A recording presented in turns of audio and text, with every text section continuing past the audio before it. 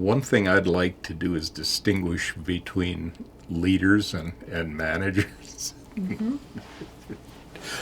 I think I'm a really poor manager, and my thing is to try and build enthusiasm in my staff, and especially enthusiasm for what we're doing, and then to do my part and more.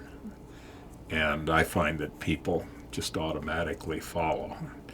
And the one of the reasons I left government was the people would be sent off on management courses, usually people who had no real creative skills, and then they'd come back as the managers of the really creative people. It was really stultifying, and people got very discouraged, and everything they did was to manage people. You did this wrong, and this is going to happen, so sorry you're not getting a salary increase next year, and we don't have money to do this.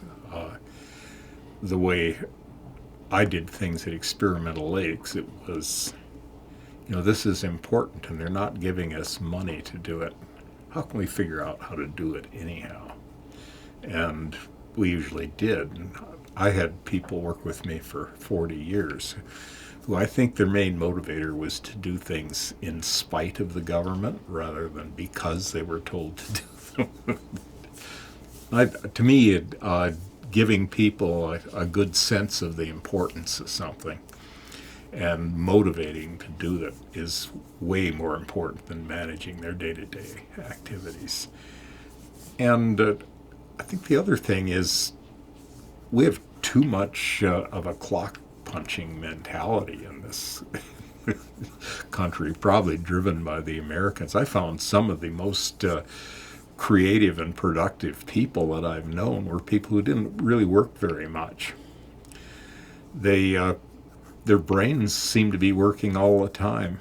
I had one prof who'd come in for about 2 hours a day, and he'd stand behind his secretary and dictate a book chapter.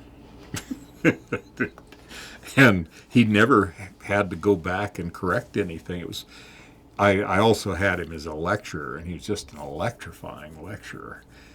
But some people have their processors going all the time. The ones you want to watch out for are the ones who are just a blur going by with a lab coat. And so I found they're the ones you really want to see what they've got at the end of the day.